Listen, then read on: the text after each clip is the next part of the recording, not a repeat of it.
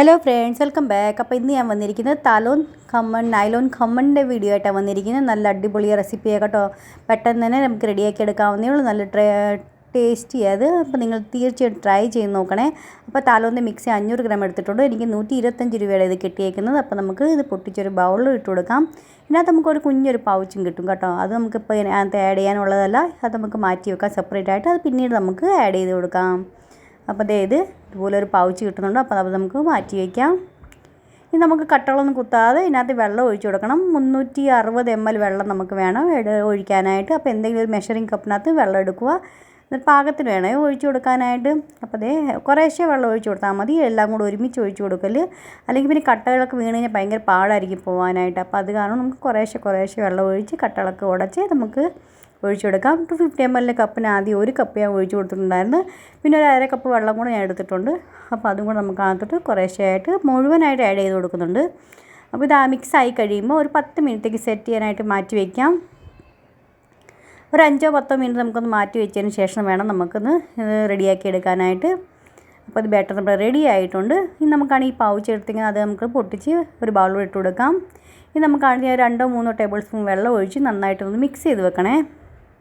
ഇത് മിക്സ് ചെയ്ത് നമ്മളാണെങ്കിൽ ഈ ബാറ്ററിലോട്ട് ഒഴിക്കുന്നതിന് മുന്നേ നമുക്ക് നമ്മളതിനകത്ത് സ്റ്റീം ചെയ്യേണ്ടതെന്ന് വെച്ചാൽ സ്റ്റീമർ ചൂടാക്കാനായിട്ട് വെക്കണം. അതിന് ശേഷം നമ്മൾ ചെയ്യാവുള്ളൂ കേട്ടോ. അല്ലെങ്കിൽ പിന്നെ പെട്ടെന്ന് ഈ വീർത്ത് വരുന്നതെല്ലാം താന്നു പോകാൻ ചാൻസ് ഉണ്ട്. അപ്പോൾ അത് കാരണം നേരത്തെ എല്ലാം റെഡിയാക്കി വെക്കണേ.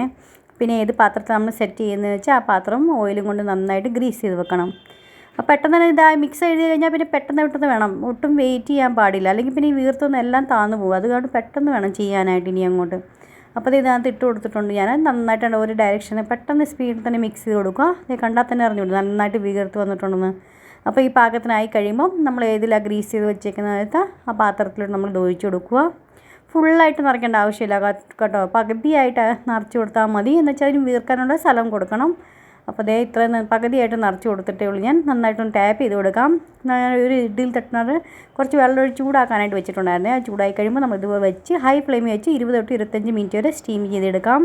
അതിന് ശേഷം എന്തെങ്കിലും ടൂത്ത് പിക്കും കൊണ്ട് എന്തെങ്കിലും കുത്തി നോക്കിക്കഴിഞ്ഞാൽ നന്നായിട്ട് ക്ലീൻ ആയിട്ട് വരുന്നുണ്ടെങ്കിൽ അതിൻ്റെ അർത്ഥം അത് റെഡി ആയിട്ടുണ്ടെന്ന്. അപ്പോൾ തണുത്ത് വരുന്നവരെ നമുക്കൊരു തടക്ക റെഡിയാക്കി എടുക്കാം. അപ്പോൾ ഇതായിട്ടുണ്ട്. അപ്പോൾ തടക്കാപ്പതിനകത്താണെങ്കിൽ കുറച്ച് എണ്ണ ഒഴിച്ച് കൊടുത്തിട്ടുണ്ട്.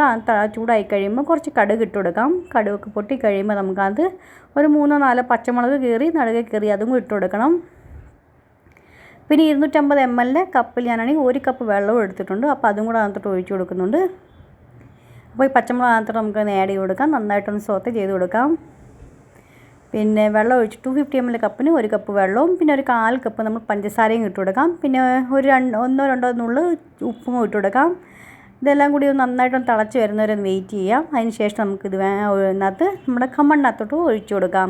പിന്നെ ഒരു 5-10 മിനിറ്റ് നമുക്ക് സെറ്റ് ആവാനായിട്ട് നന്നായിട്ടും സോക്ക് ചെയ്തെടുക്കണ്ടേ വെള്ളമൊക്കെ സിറപ്പൊക്കെ. അപ്പോൾ അത് കാരണം കുറച്ചത്തേക്ക് ഒന്ന് വെയിറ്റ് ചെയ്യാം. അതിന് ശേഷം നമുക്ക് സെർവ് ചെയ്യാൻ പറ്റുന്നതായിരിക്കും.